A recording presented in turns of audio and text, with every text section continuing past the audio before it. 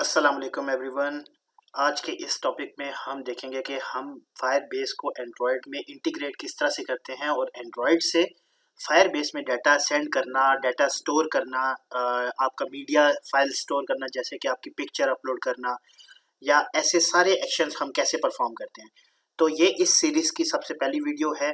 तो सबसे पहले मैं आपसे ये रिक्वेस्ट करूंगा कि अगर आपने अभी तक मेरा चैनल सब्सक्राइब नहीं किया हुआ तो प्लीज़ सब्सक्राइब कर दीजिएगा और बेल का आइकन लाजमी प्रेस कीजिएगा ताकि आने वाली तमाम अपडेट्स आप तक इसी तरीके से पहुंचती रहें।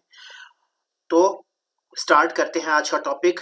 तो आप क्या करते हैं कि सबसे पहले एक अपना किसी भी जीमेल अकाउंट से लॉगिन करते हैं। लॉगिन करने के बाद आप गूगल पे जाके लिखते हैं फायरबेस कंसोल। ठीक है, फायरबेस कंसोल लिख के जब सर्च करते हैं तो जो आपके पास फर्स्ट ऑप्शन आता है उस पर आप क्लिक करते हैं तो आपके पास इस तरह से फायरबेस कंसोल खुल जाता है। ठीक है, जब फायरबेस कंसोल खुलता है तो आप यहाँ से सबसे पहले क्रिएट अ न्यू प्रोजेक्ट पे क्लिक करते हैं। प्रोजेक्ट का सबसे पहले नाम लिखते हैं, उसके बाद एक्सेप्ट करते हैं और कंटिन्यू करते हैं। ठीक है, तो इस तरह से भी आप अपना प्रोजेक्ट मैनुअली जो है फायरबेस का प्रोजेक्ट एंड्रॉयड में इंटीग्रेट कर सकते हैं। और इसके अलावा अगर आप चाहें तो आप एंड्रॉयड में ही एंड्रॉयड स्टूडियो हमें प्रोवाइड करता है टूल्स के अंदर फायरबेस का ऑप्शन, तो यहाँ से भी आप फायरबेस को ऑटोमेटिकली यहाँ पे इंटीग्रेट कर सकते हैं। ठीक है, तो हम दोनों तरीके देखेंगे इस वीडियो में। जो मैनुअल तरीका है वो भी बहुत आसान है और ये वाला तरीका भी बहुत आसान है। ठीक है, तो सबसे पहले हम देखते हैं मैनुअल तरीका किस तरह से है। तो मैनुअली अगर आप करते हैं तो इसी तरीके से आप क्रिएट अ प्रोजेक्ट पे क्लिक करेंगे, उसके बाद अपने प्रोजेक्ट का नाम लिखेंगे। ठीक है, यहाँ से एक्सेप्ट करेंगे, यहाँ से कंफर्म करेंगे, कंटिन्यू करेंगे, इसके बाद आप यहाँ से कंटिन्यू करेंगे, इसके बाद यहाँ पे आपने कुछ चीज़ नहीं छेड़नी, यहाँ पे जस्ट एक्सेप्ट करना है और क्रिएट अ प्रोजेक्ट कर देना है।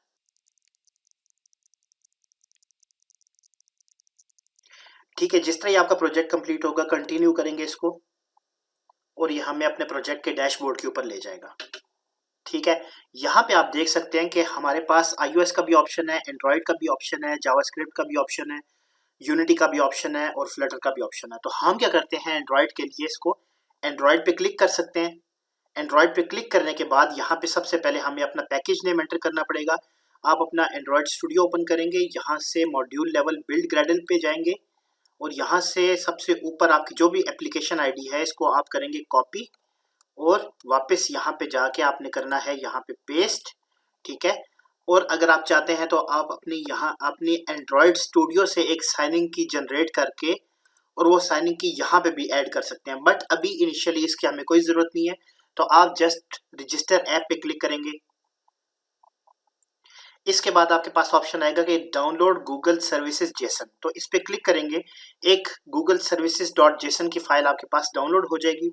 तो आप इसको कॉपी कर सकते हैं और कॉपी करके अपने एंड्रॉयड स्टूडियो के अंदर पेस्ट कर सकते हैं। तो मैंने चूंकि पहले से ये फाइल अभी कॉपी की हुई है तो हम क्या करेंगे कि हम अपने एंड्रॉयड की जगह प्रोजेक्ट लेवल पे जाएंगे और यहाँ से इसको एक्सपेंड किया, ऐप को एक्सपेंड किया और ऐप के ऊपर क्लिक करके राइट क्लिक करना है और यहाँ पे आपने अपनी फाइल को पेस्ट करना है। जब पेस्ट करेंगे तो आपने मेक श्योर करना है कि इस फाइल का नाम जो है वो just Google dash services dot JSON होना चाहिए। ठीक है, Google hyphen services dot JSON. ठीक है, इसमें कुछ और सिंबल नहीं होना चाहिए, आपने इसको करना है ओके।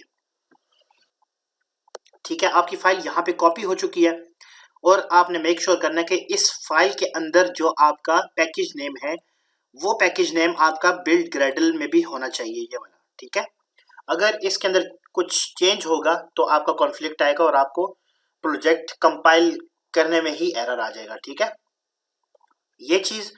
सेकेंडली मैं आपको ये बता दूं कि इसके बाद आप जब करेंगे नेक्स्ट तो add Firebase SDK into your project, तो आप चाहें तो अपने इस स्टेप को आप स्किप कर सकते हैं। ठीक है, और ये जो सेकंड स्टेप है ये आप ले लें और इसको कॉपी करें, ये वाली लाइन जो है।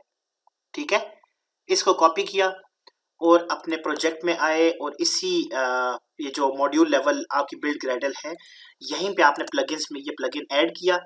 ठीक है, वापस गए, यहाँ पे ये कुछ डिपेंडेंसीज बता रहा है। ये जो सबसे ऊपर वाली डिपेंडेंसी होती है, अगर ये वाली आप डिपेंडेंसी ऐड कर लें तो आपके पास फायरबेस स्टोरेज का भी एक्सेस आ जाता है, फायरबेस रियल टाइम का भी एक्सेस आ जाता है और फायरबेस के जितने भी सर्विसेज हैं उन सब का आपके पास एक्सेस आ जाता है। ठीक है, तो इसको कॉपी किया, एंड्रॉइड स्टूडियो में गए और नीचे सबसे नीचे बिल्ड ग्रेडल में सबसे नीचे डिपेंडेंसीज के सेक्शन में आपने इसको पेस्ट कर दिया। पेस्ट करने के बाद आपने इसको करना है सिंक।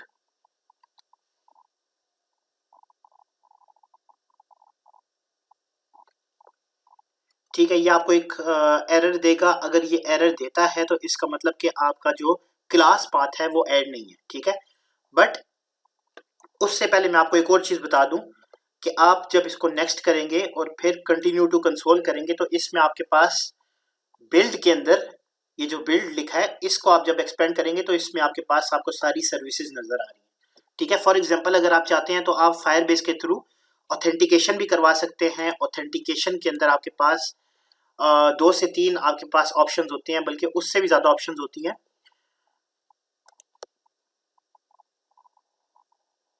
सबसे पहले इसको गेट स्टार्टेड करते हैं। इसके बाद आपको ये दिखा रहा है कि आप चाहें तो आप ईमेल पासवर्ड से सिंपल लॉगिन भी करवा सकते हैं, गूगल लॉगिन भी करवा सकते हैं, फेसबुक लॉगिन भी करवा सकते हैं, यानी कि सोशल लॉगिन भी करवा सकते हैं।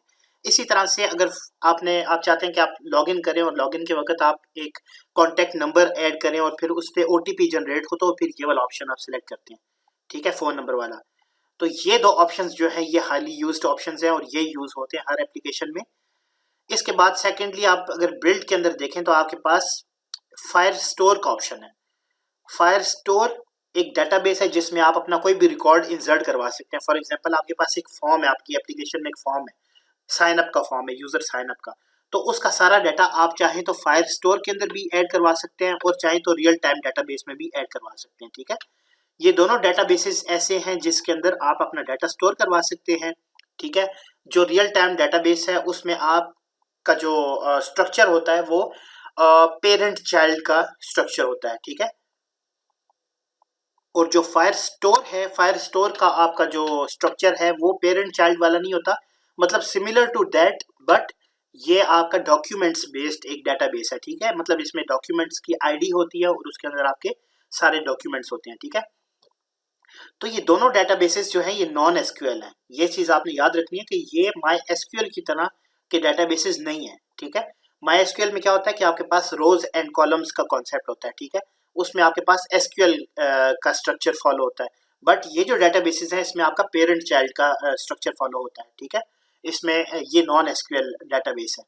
लेकिन एक चीज ये है कि ये वाली जो डेटाबेस है फायरबेस, ये माई एसक्यूएल से 10 टाइम्स फास्टर है। ठीक है, इसके बाद यहाँ पे आप देख रहे हैं कि स्टोरेज है, तो स्टोरेज पे अगर आप क्लिक करते हैं तो आपके पास स्टोरेज का डैशबोर्ड आता है और स्टोरेज में आप क्या कर सकते हैं, स्टोरेज में आप अपने फोल्डर्स क्रिएट कर सकते हैं, प्रोग्रामेटिकली क्रिएट कर सकते हैं।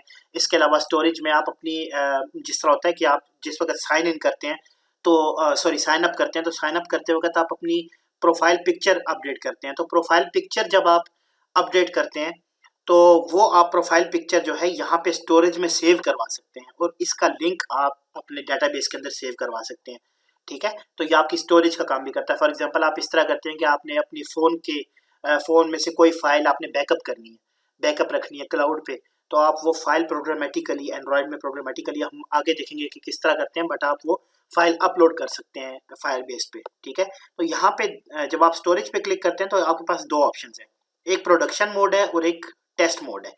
प्रोडक्शन मोड वो है जब आप अपनी एप्लीकेशन रिलीज कर देते हैं उसके बाद तब आप यूज करते हैं, जबकि टेस्टिंग मोड वो है जो डिबग के टाइम पे भी आप इसको यूज कर सकते हैं। इसके बाद इसके अलावा फोर्थ चीज ये है कि आप अपने फायरबेस से अपने एंड्रॉयड के अंदर पुश नोटिफिकेशन सेंड कर सकते हैं, यानी कि आप चाहते हैं कि अगर आपकी एप्लीकेशन कोई 20 to 30 यूजर्स के पास इंस्टॉल्ड है बट आपने एक न्यू अपडेट उनको भेजनी है, तो आप क्या करते हैं कि फायरबेस में ही एक पुश नोटिफिकेशंस का यहाँ पे एक आपको मिलता है, तो उसमें से आप ये कर सकते हैं कि रिमोट कॉन्फ़िग आप ये कर सकते हैं कि यहाँ से कोई भी मैसेज लिखेंगे, कोई भी टाइटल लिखेंगे, कोई भी पिक्चर लगाएंगे तो वो जस्ट आपके एक क्लिक पे आपके तमाम यूजर्स के पास एक पुश नोटिफिकेशन चला जाएगा और उनको अपडेट मिल जाएगा।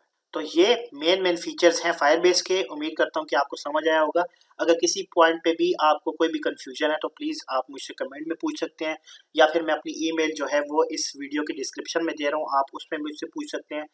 तो उम्मीद करता हूँ कि आपको वीडियो पसंद आई होगी। अगेन मैं आपसे रिक्वेस्ट करूंगा कि अगर आपको वीडियो पसंद आई है तो प्लीज़ मेरे चैनल को सब्सक्राइब कीजिएगा, बेल का आइकन प्रेस कीजिएगा ताकि आने वाली तमाम अपडेट्स आप तक इसी तरीके से पहुंचती रहें।